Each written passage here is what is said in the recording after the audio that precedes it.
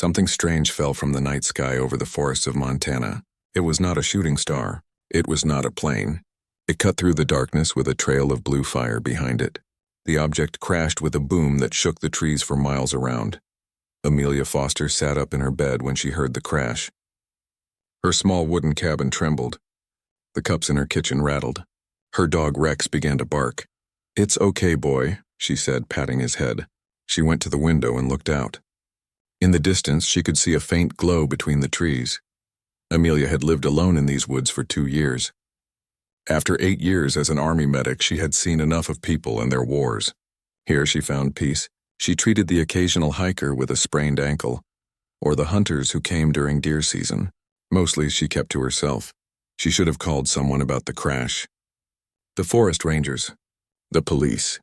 But Amelia had always followed her gut, and right now it told her to look for herself first. She put on her boots and jacket. She grabbed her medical bag out of habit and a flashlight. Rex followed at her heels as she stepped out into the cold night air. The walk took nearly 20 minutes. The glow grew brighter as she got closer. She smelled something burning, but it wasn't like wood smoke. It was sharper, like metal and something else she couldn't name. When Amelia reached the crash site, she stopped and stared. A deep hole had been dug into the earth. At its center sat something that made her heart beat faster. It wasn't a plane. It wasn't anything made by human hands. The object was about the size of a small car, but shaped like nothing she had ever seen. It curved like a seashell, with parts that looked like crystal and others like metal. Soft blue light pulsed along its surface, growing dimmer by the second. Rex growled beside her. Amelia put a hand on his collar to keep him still. That's when she saw a movement near the strange craft. Something was crawling away from it. Something that looked almost human, but not quite. Amelia's training took over. Whatever it was hurt. She moved closer, careful where she stepped. The figure collapsed on the ground. Under the moonlight, Amelia could see it better now. It looked like a woman, but her skin glowed with colors that shifted like oil on water. Where the moonlight touched her, her skin showed deep blues and purples. Her hair was white as snow. Most shocking were the metal parts attached to her body. Along her arms and back, strange devices were embedded in her flesh. They looked painful, as if they had been forced into her rather than placed with care. The woman's eyes opened suddenly. They were silver with pupils like a cat's, long and vertical. Those eyes found Amelia, and they widened with fear. The strange woman tried to move away, but she was too weak. Blue fluid leaked from several wounds on her body. "I won't hurt you," Amelia said, kneeling down. She kept her voice soft and calm, the way she would speak to a scared soldier on the battlefield. "I'm a medic. I can help." The woman said something in a language Amelia had never heard.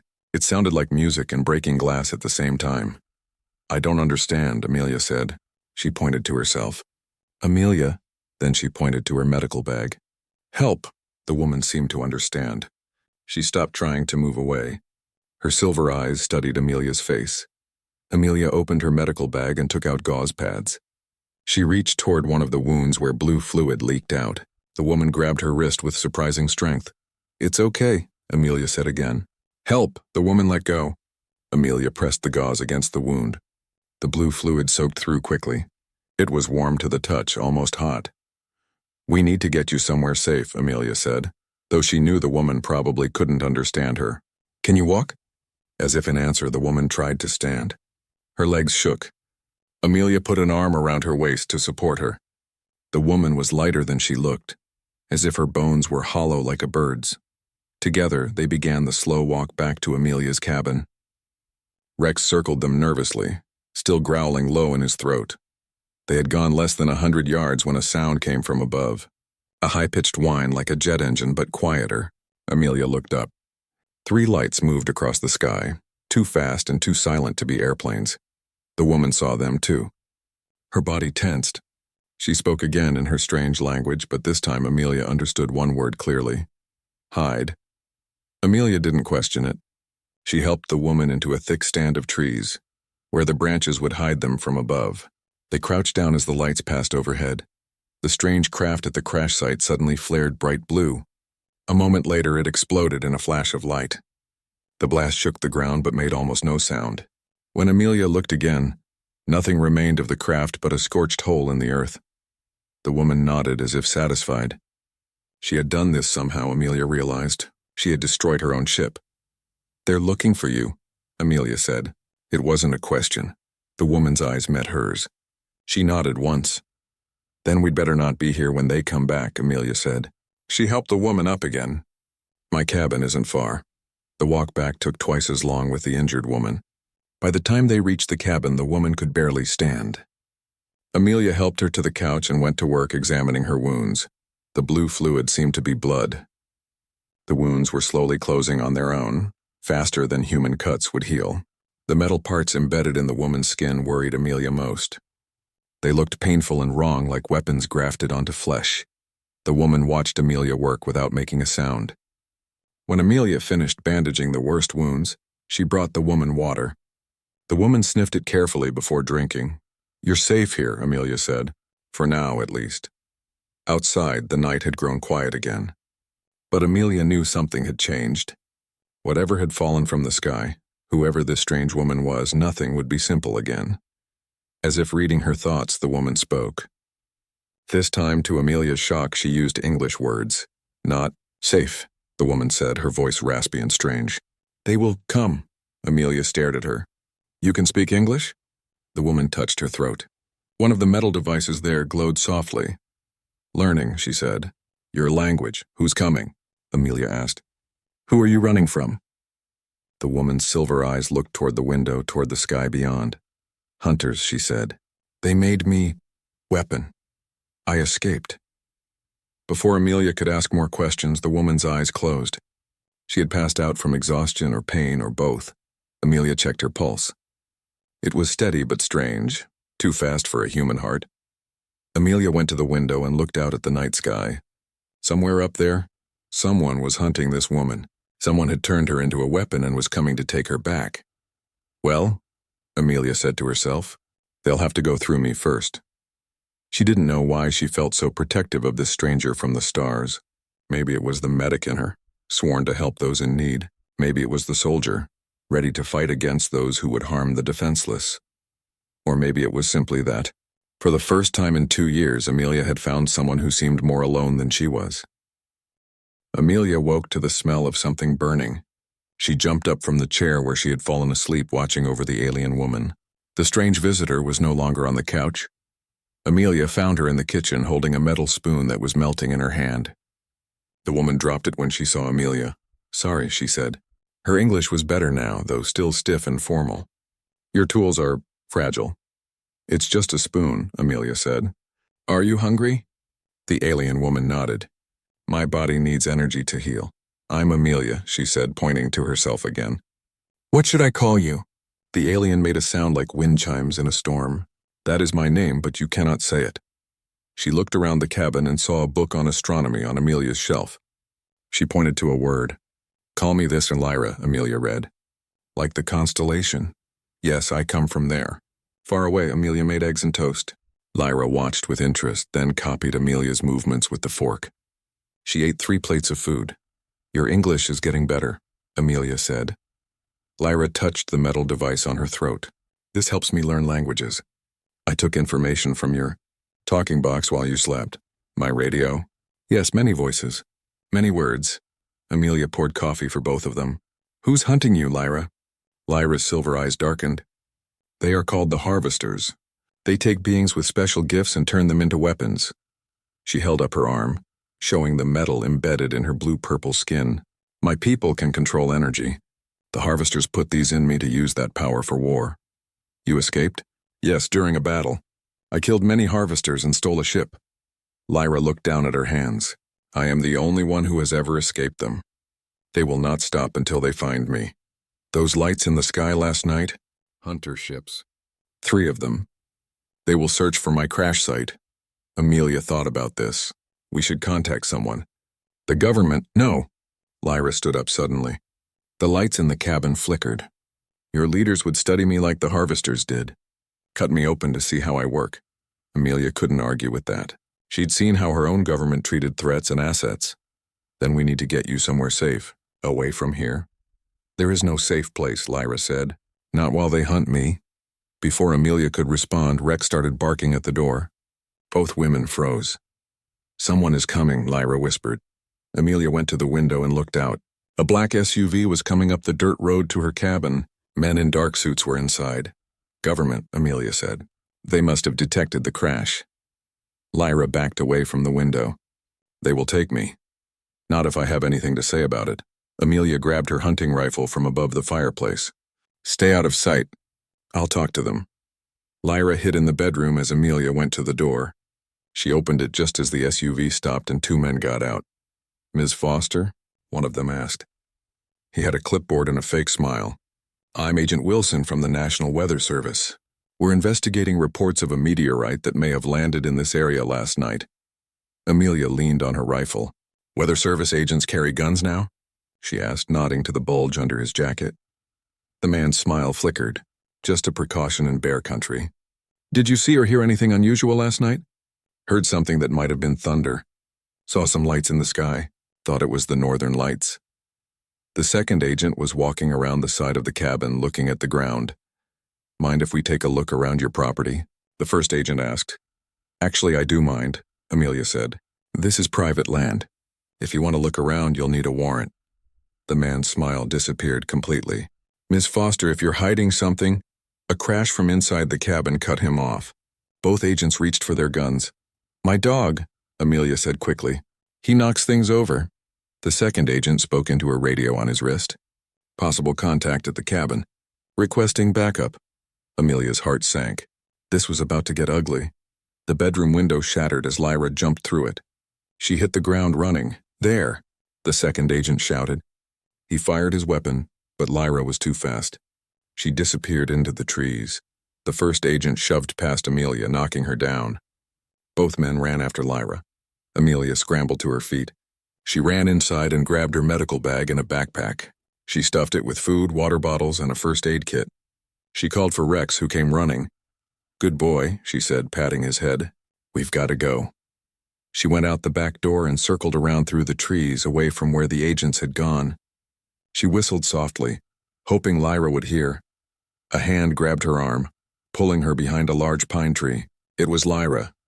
They are calling for more hunters, Lyra said. We must leave now.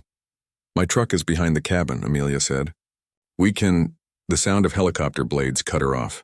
A black helicopter appeared over the trees, moving toward the cabin. Too late, Lyra said. They will watch the roads. The helicopter hovered over Amelia's cabin. More SUVs appeared on the dirt road. We'll have to go through the forest, Amelia said. There's a town about 15 miles south. We can find help there. Lyra looked doubtful but nodded. They began moving through the trees, staying low. Rex followed quietly, sensing the danger. They had gone about a mile when they heard voices behind them. Men with dogs were following their trail. They're tracking us, Amelia said, out of breath. Lyra stopped at a stream. Water will hide our scent. She waded in and Amelia followed, with Rex swimming beside them. They walked in the cold water for nearly an hour, moving downstream. The voices faded behind them. When they finally left the stream, their feet were numb with cold, but they had lost their pursuers. As night fell, they found a small cave to hide in. Amelia built a tiny fire, just enough to warm them without making much smoke. Why are you helping me? Lyra asked as they ate some of the food Amelia had packed. You risk your life for someone not of your world. Amelia thought about it. Where I served in the war, I saw what happens when the powerful decide who deserves to live and who deserves to be used. I won't be part of that. Not here, not anywhere. Lyra touched one of the metal implants on her arm. The harvesters said humans were primitive, violent, not worth talking to, only worth using. They're not entirely wrong, Amelia admitted. We can be pretty awful to each other. But not all of us. Not always. They fell silent, listening to the forest. Somewhere in the distance, a helicopter still searched. I need to warn your people, Lyra said after a while. The harvesters never send 3 ships for one escaped weapon. They are planning something bigger. What could they want with Earth? New weapons. New soldiers. Lyra's eyes reflected the small fire. Billions of them. The idea chilled Amelia more than the night air. How do we stop them? I need to contact others like me.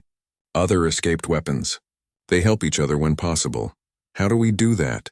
I need technology, communications, in your town perhaps. Amelia nodded. We'll head there at first light. They took turns keeping watch through the night. During her watch, Amelia looked at Lyra's sleeping form. The alien woman seemed peaceful now. the metal parts in her skin dark and quiet. What kind of beings would do this to another living creature? Turn them into a tool for war? The same kind that exist on Earth, a voice in her head answered. The same kind she had seen in her own war. Morning came with fog and drizzling rain, good cover for their journey. They ate the last of the food and continued south.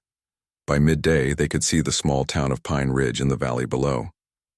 It wasn't much, a gas station, a diner, a small grocery store, and a few dozen houses. But it had phones and computers. We need to be careful, Amelia said. In those clothes with your skin, you'll attract attention. Lyra nodded. I can change how I look, a little. It uses energy, but I can do it.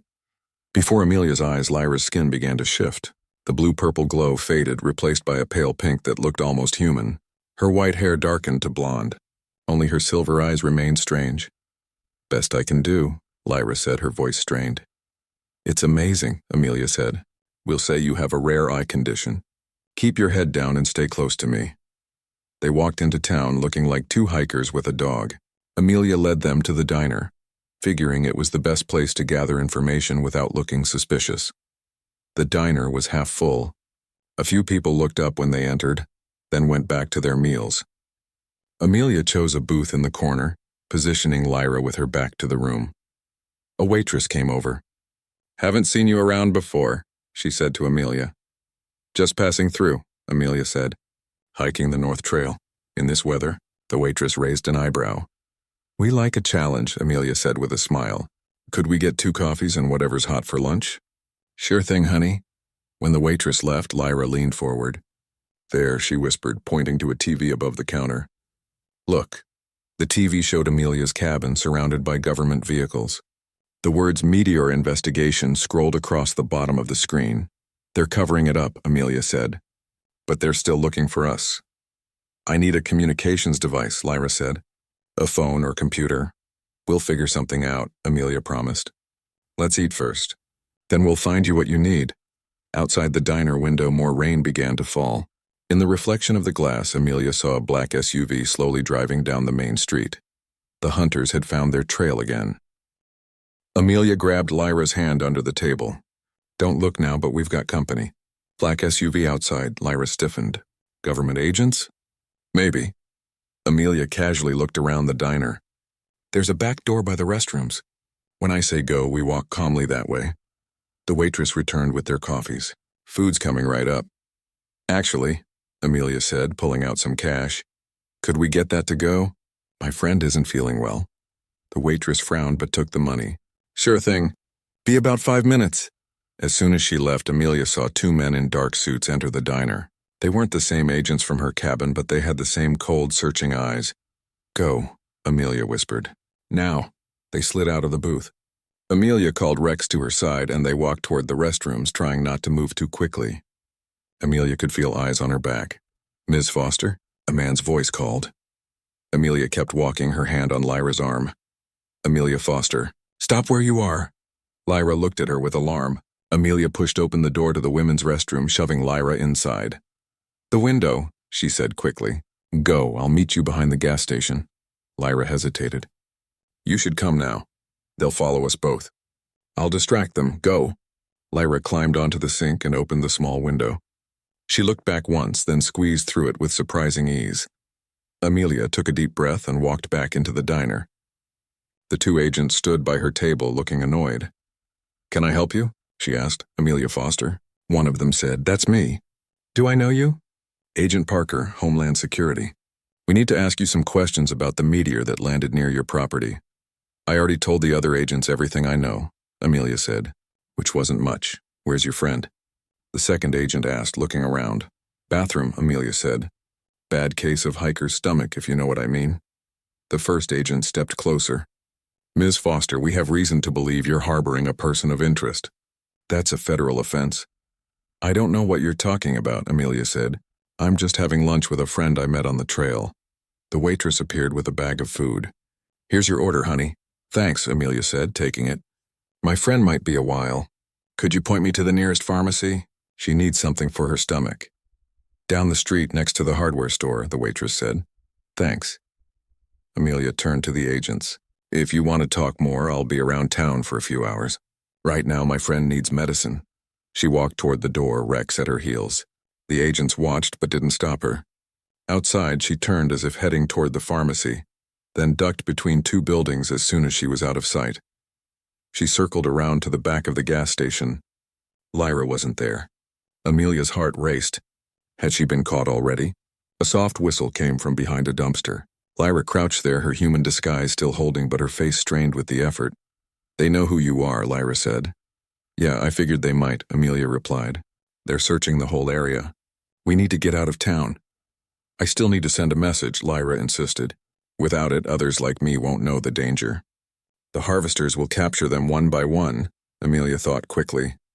"The library. It's small, but they'll have computers. It's 2 blocks from here." They moved carefully through town, staying in alleys and behind buildings when possible. The small library was quiet, with only an elderly librarian at the front desk. "Computers?" Amelia asked. The librarian pointed to a row of outdated machines in the back. 30 minutes free. Need more, you pay $2. "Thanks." They sat at the computer farthest from the front desk. Lyra looked at the keyboard with confusion. "Primitive," she said, "but it will work." Her fingers moved over the keys with blinding speed. Lines of code filled the screen. Nothing like any program Amelia had seen before. "What are you doing?" Amelia whispered. "Creating a signal that will reach beyond your internet," Lyra explained, still typing. "It will find others like me." "Won't that signal also alert the harvesters?" Lyra paused. "Yes, but I have no choice," she continued typing. After a few minutes, she pressed enter. The screen went black, then returned to the library's homepage. "It's done," Lyra said. "The message is sent. Now what?" "We wait for a response. It could take hours or days." Amelia checked her watch. "We don't have hours. Those agents will check every building in town." As if on cue, the library door opened. One of the agents from the diner walked in. He spoke quietly to the librarian, who pointed toward the computers. "Time to go," Amelia said. They stood up just as the agent spotted them. "Stop right there," he called out, reaching inside his jacket. Amelia grabbed a book from a nearby shelf and threw it at him. It hit him in the face, giving them just enough time to run toward the emergency exit at the back of the library. An alarm blared as they pushed through the door into an alley. They ran, Rex keeping pace beside them. "There's a bus station on the edge of town," Amelia said between breaths. "If we can get there, we might be able to get away." They turned a corner and ran straight into the second agent. He grabbed Lyra's arm. "Got you." Lyra's disguise dropped instantly. Her skin blazed with blue-purple light and her eyes flashed silver. The metal implants in her arms hummed to life. "Let go," she warned. The agent's eyes widened, but he held on. "What the hell are you?" Lyra's hand touched his chest. There was a flash of blue light and the agent flew backward, hitting the wall of a building hard. He slumped to the ground unconscious. "Come on." Amelia grabbed Lyra's hand and pulled her away. Lyra stumbled, suddenly weak. "That took too much energy," she gasped. "I can't maintain the disguise now." Lyra's skin glowed visibly even in daylight. There would be no hiding her alien nature now. "We need a car," Amelia decided.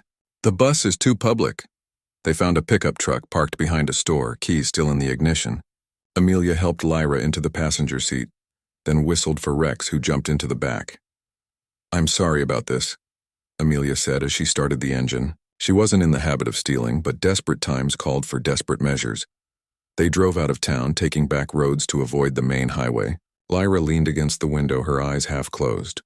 "We need somewhere to hide until your friends respond," Amelia said. "Somewhere no one would think to look." Lyra opened her eyes. "The crash site." "What? Why there?" "They've already searched it. Found nothing. They won't look again so soon." It made a strange kind of sense. Amelia turned the truck north, back toward the forest where Lyra had first crashed. They drove for hours, taking winding back roads. Twice they saw helicopters in the distance, but the dense forest provided good cover. By sunset, they reached the edge of the woods where Amelia's cabin stood. They abandoned the truck and continued on foot, circling wide around the cabin, which was still surrounded by government vehicles. As night fell, they approached the crash site carefully. The crater was empty, as Lyra had predicted. No sign remained of her ship or the explosion that had destroyed it. Just a deep hole in the ground. "We can hide in that thicket," Amelia said, pointing to a dense growth of bushes nearby. "It will keep us out of sight until morning." They made a small shelter with branches and leaves. Amelia shared the food she'd taken from the diner. though it was cold now. Lyra ate little, her strength still drained from using her powers. How long will it take for your message to reach others? Amelia asked. Hard to say, Lyra replied. The nearest might be on the other side of your world, or in orbit above it. There are more of you on Earth? I don't know for certain, but escaped weapons find places to hide. Your planet is off the main paths. Good for hiding. Amelia looked up at the stars appearing in the darkening sky. Until now. Yes, Lyra agreed. Until now. They fell silent. Rex curled up beside them, his head on his paws. Despite everything, Amelia felt her eyes growing heavy. It had been a long day of running and hiding. Rest, Lyra said. I will watch. Wake me in a few hours, Amelia said. You need rest too, she closed her eyes. Just before sleep took her, she felt Lyra's hand touch hers, cool and light. Thank you, Lyra whispered, for being my shield. Amelia didn't know when she fell asleep, but she woke to Rex growling. It was still dark. Lyra was tense beside her, fully alert. What is it? Amelia whispered.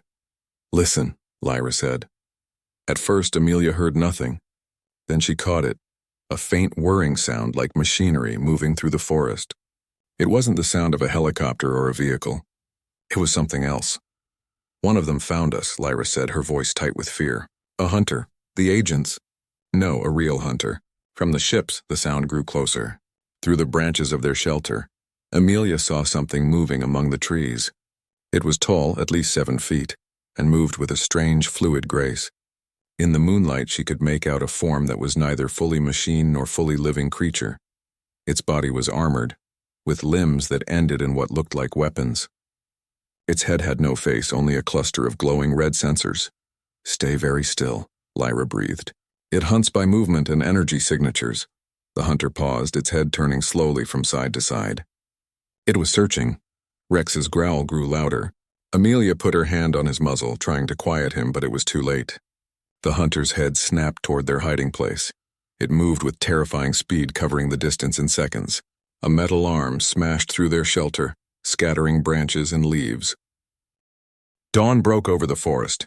Amelia and Lyra had found shelter in a small cave by a stream. Lyra lay on a bed of pine branches, her wounds slowly healing. The blue glow had returned to her skin, but it was fainter than before. Rex stood guard at the cave entrance, his ears perked for any sound of danger. His leg was still sore, but he moved better now. Amelia dipped a cloth in the cold stream water and placed it on Lyra's forehead. How are you feeling? Stronger, Lyra said, but not strong enough. Not yet. In the hours since the battle with the hunter, they had moved deeper into the forest, avoiding the helicopters and search teams. Twice they had seen strange lights in the sky, more hunter ships searching for them.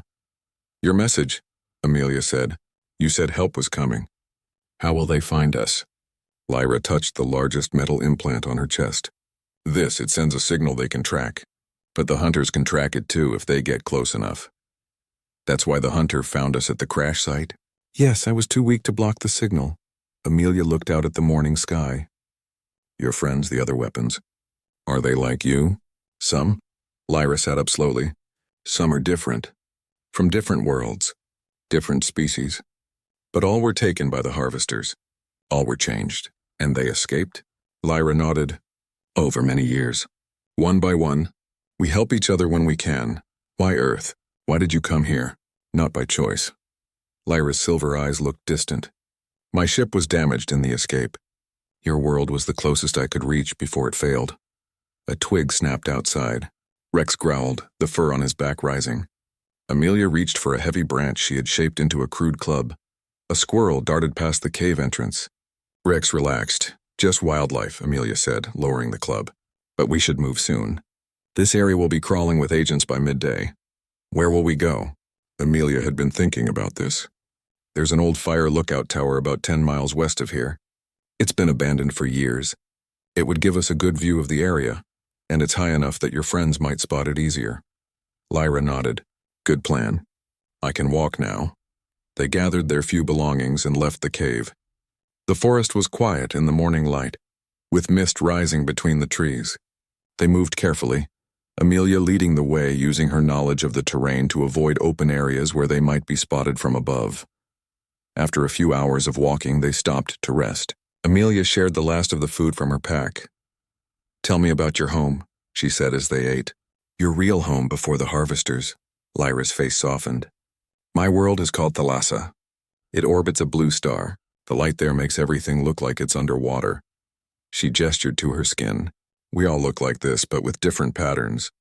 The patterns tell our family history." "It sounds beautiful." It was. Lyra's voice grew sad. "The harvesters came when I was young. They took many of us. I haven't seen home in... Your Earth years are different. But a long time. Do you think you'll ever go back?" Lyra shook her head. "The harvesters control that sector now, and I am changed. The implants can never be fully removed." Amelia understood. After war, no one ever really went home. Not the same person they were before. They continued walking. The terrain grew steeper as they moved west toward the mountains. By midday, they could see the fire lookout tower in the distance perched on a rocky ridge. "There," Amelia pointed. "About 2 more hours of climbing." Lyra nodded, but suddenly grabbed Amelia's arm. "Wait, listen." Amelia stopped. At first, she heard nothing unusual. Then she caught it, a faint whirring sound like the hunter from the night before. But this sound came from above. They looked up. Through the trees, they saw a dark shape hovering in the sky. It wasn't a helicopter. It was smaller, more agile, and completely silent except for the faint whirring. "Hunter drone," Lyra whispered. "It's scanning for energy signatures."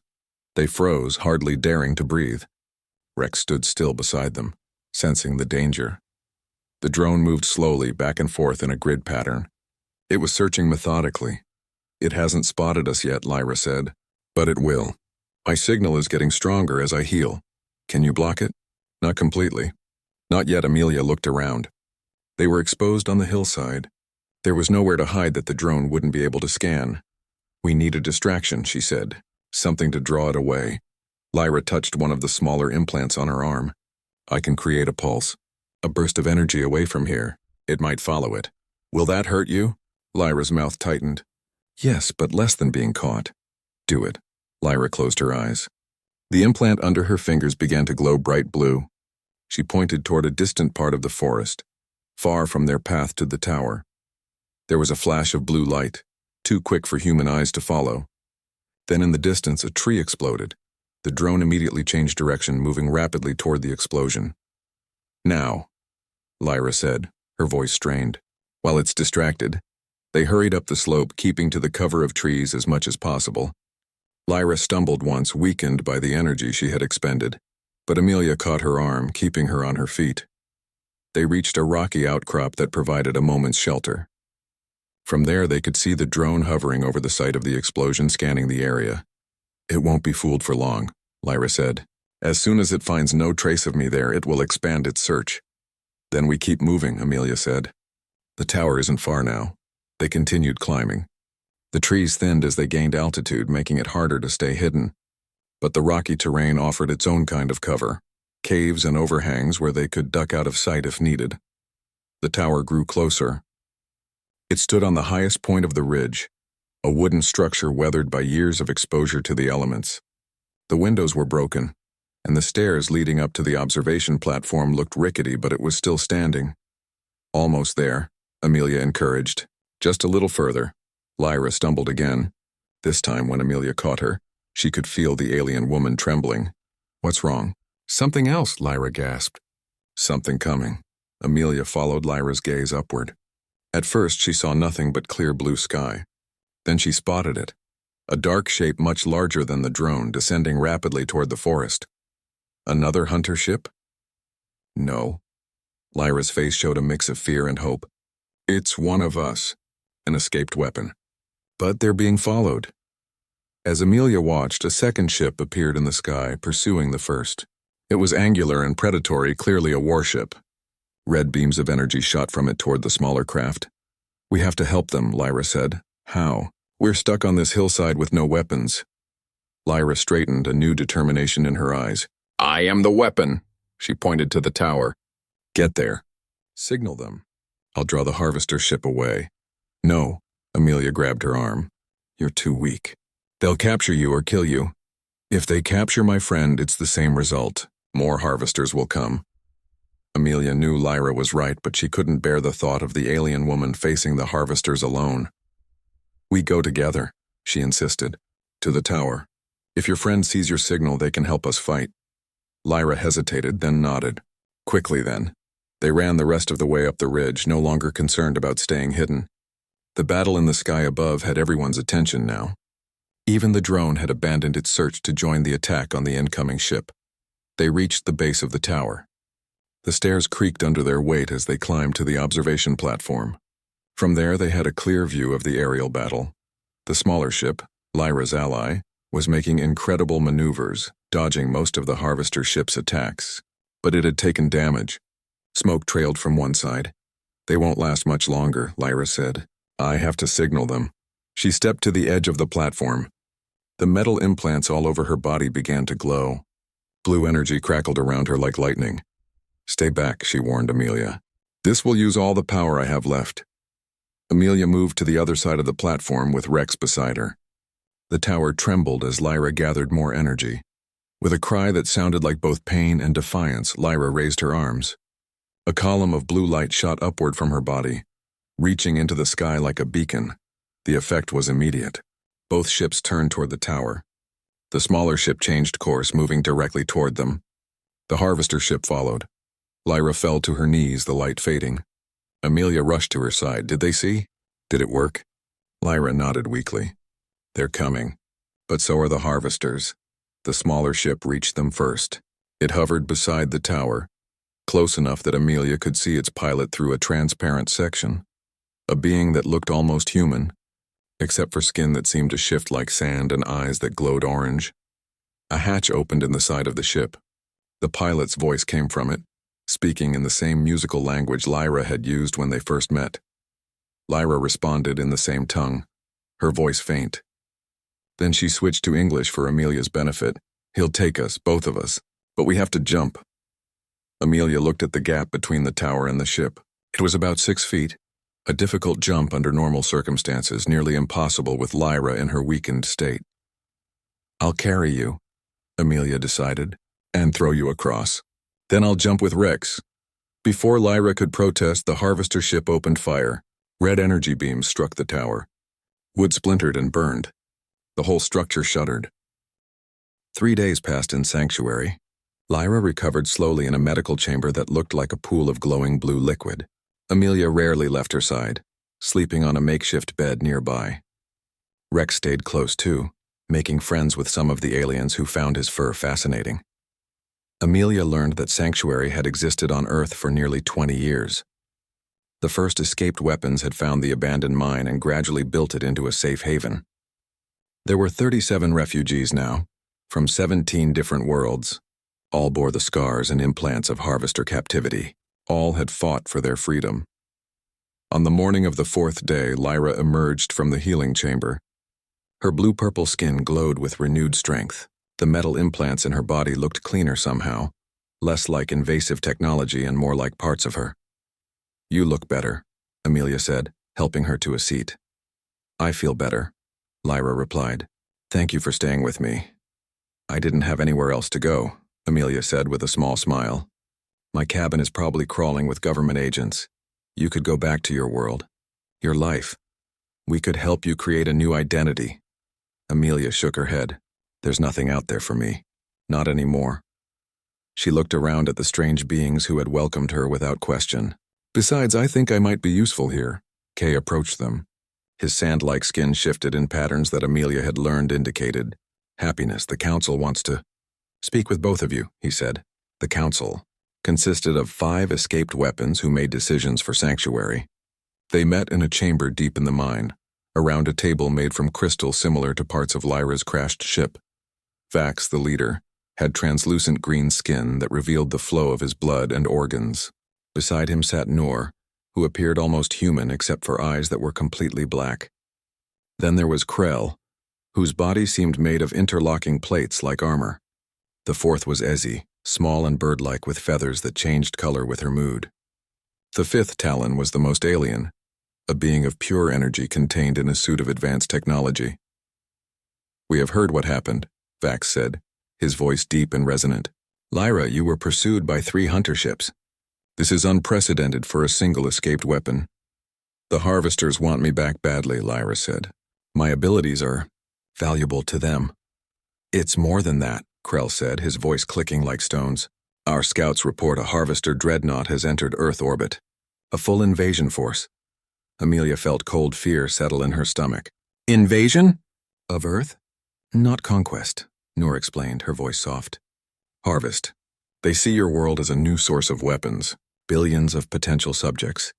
We knew this day might come, Vax said. We have prepared as best we could. But we are few and they are many. What about Earth's governments? Amelia asked. If they knew the threat, some already suspect. Ezzy chirped, her feathers turning a worried blue. Your military detected the dreadnought. They are preparing defenses, but they do not understand what they face. The harvesters will begin with isolated targets, Talon said, its voice coming from everywhere and nowhere. Remote facilities, small towns, places where they can take humans without drawing attention. Then they will become bolder, Vax continued. Larger targets, cities. By the time your world realizes the full threat, it will be too late. Amelia thought about the people in Pine Ridge, the small town where she and Lyra had stopped. Ordinary people with no idea of the danger coming from the stars. We have to stop them, she said. Warn people. How? Krell asked. Your governments would see us as part of the threat. They would capture us for study just as the harvesters did. Then we fight without them, Lyra said. She looked at each council member in turn. We know the harvesters. We know their weaknesses. We can strike first. The council members exchanged glances. Vax spoke again.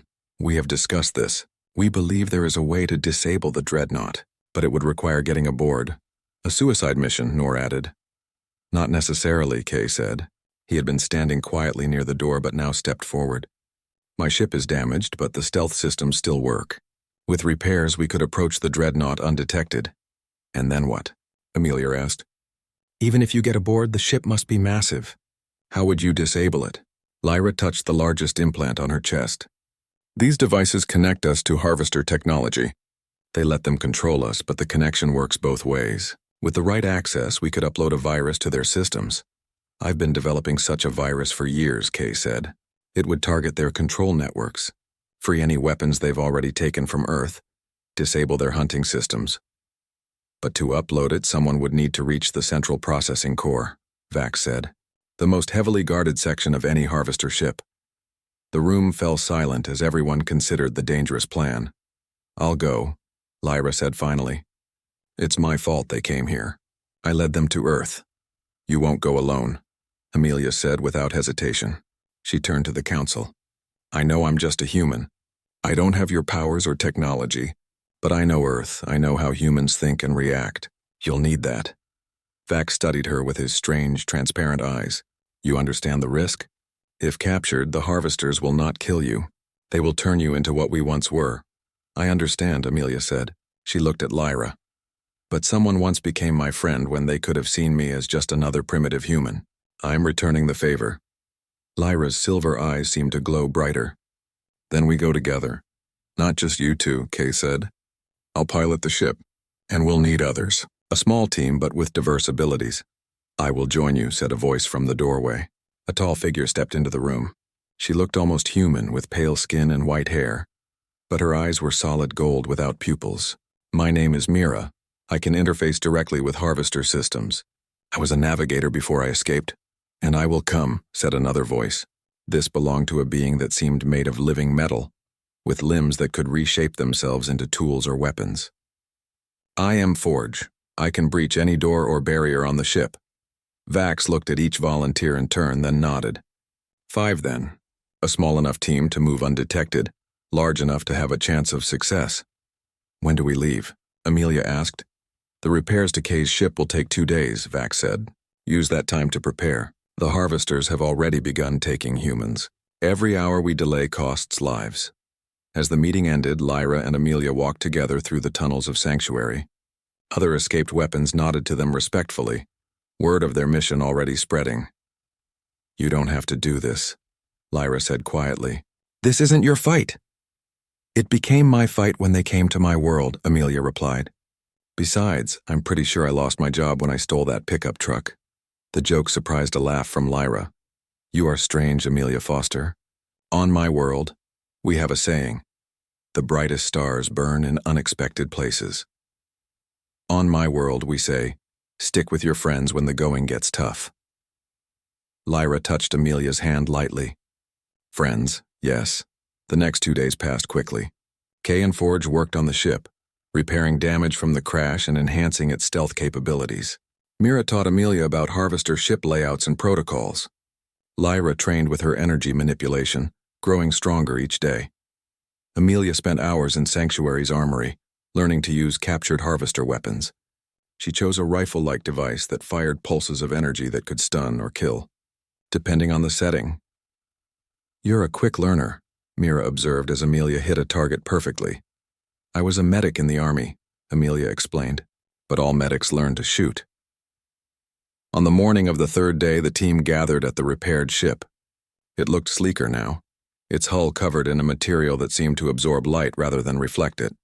The entire population of Sanctuary came to see them off. Vax spoke a few words in a language Amelia didn't understand, but which sounded like a blessing or prayer.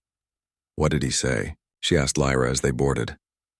The closest translation would be, "From chains to freedom, from weapons to warriors." Lyra explained, "It's something like a motto for escaped weapons." Kay took the pilot's seat with Mira beside him as navigator. Forge, Lyra, and Amelia strapped into passenger seats. Rex sat at Amelia's feet, sensing the importance of the moment and staying unusually still. "Ready?" Kay asked. Everyone nodded. The ship's engines hummed to life, almost silent compared to human aircraft. The cavern ceiling opened, revealing a hidden exit disguised as a rocky outcrop. The ship rose smoothly and shot into the morning sky. Within minutes, they had left Earth's atmosphere behind. Amelia gazed out the window at her planet below. Blue oceans, green and brown landmasses, swirls of white clouds. It looked so peaceful from up here, so unaware of the threat looming above it. "There," Mira said, pointing ahead, "the dreadnought." At first, Amelia couldn't see anything against the blackness of space. Then her eyes adjusted and she gasped. The Harvester dreadnought was enormous, easily the size of a small city. Its shape reminded her of a predatory insect with multiple segments and extending limbs. The surface was dark, absorbing light rather than reflecting it, making it hard to determine where the ship ended and space began. "How will we ever find anything in that?" she whispered.